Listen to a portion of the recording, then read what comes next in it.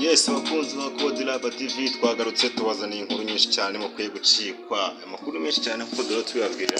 Nje ndagarutse ndi confiance tubabwira ngo tufite byinshi cyane tugiye kubabwira kuki tugiye gukomeza ku nkuru n'ubundi komeza kuvuga cyane no minsi nta kintu kiri kuvugwa ni Prince Kid ni Ishimwe Dieudonné ni Miss Rwanda ni Muheto ni Iradukunda Elisa ninde ndetse n'abandi benshi bagiye bafite bahuriye n'ino case y'umusore ukomeje gukurikiranwa mu n'inzego z'ubutabera cyangwa z'ubushinjacyaha cyane nyine birumvikana RIB ku byaha bigiye bitandukanye uyu musore ashinjwa cyangwa se avuga ko yaba yarakoze nk'umuyobozi wa Rwanda Inspiration Backup ishinzwe kandi ikanategura rino rushanwa ry'ubwiza rya Miss Rwanda. Uyu musore ikindi tugiye kwabwa kuri uyu mwanya nta kindi ni inkuru ubwo twavuga twavuga ko itangaje cyangwa idasanzwe dukurikije iyo tugenda twumva buri munsi.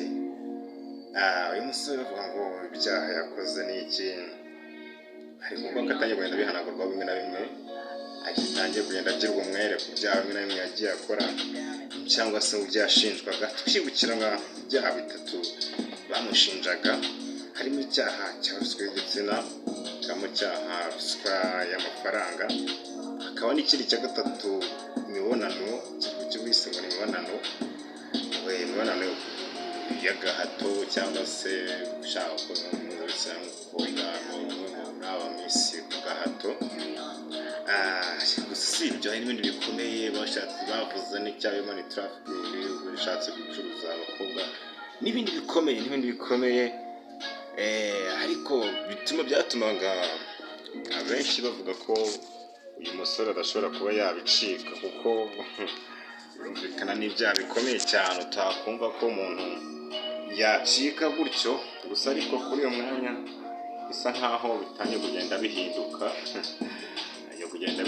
ukundi bitandukanye n'uko abantu babitekerezaga. Ubu tuvugana uyu musore nk'uko inkuru iri ku gihe ibisobanura ko yamaze guhanagurwaho kino cyaha cy'imibonano mpuzabitsina yo ku gahato.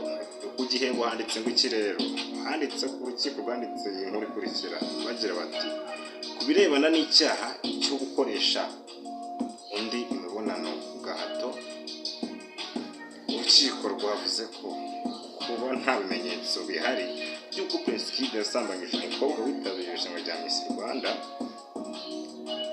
bamenyesha ko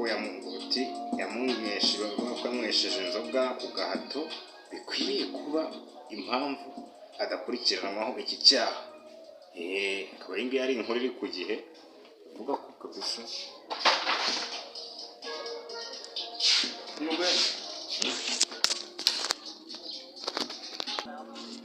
akaba ari uko byifashe ku gihe bavuga ko niba nta bimenyetso bigaragara ngo nta foto nta cyabaye. Ibyaha cyabo benshi bakunze no kwinavuga ko ashobora no kuba yanakibabarirwa.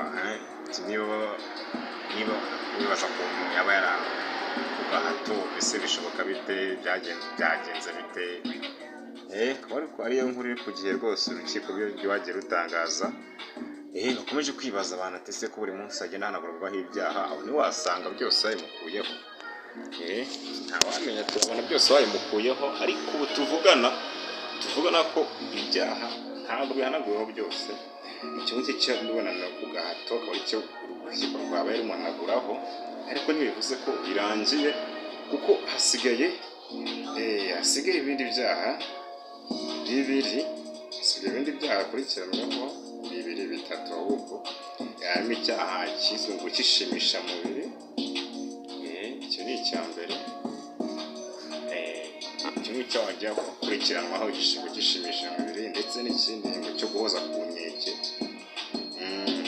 Hagiye hazamo n'ikindi cyo gucuruza abakobwa, ariko kuri uyu mwanya ibihari ni bibiri, ngo kishimisha mubiri n'icyo guhoza ku nkeke. Twibukiranye ko icyitwa ko cy'imibonano mpuzabitsina ku gahato cyo cyari cyamaze kuba kimanagurwaho nk'uko byatangajwe n'urukiko ku nkuru twabasomeye ku gihe.com, mwanajya mukayireba.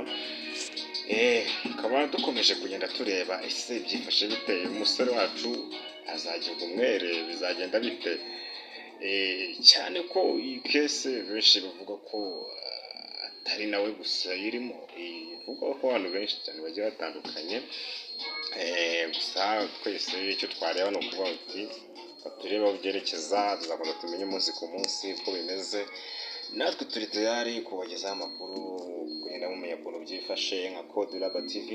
Njye nitwa Confiance, turababwira ngo mukomeze mukurikirane inkuru zacu tubageza buri munsi. Stay in touch.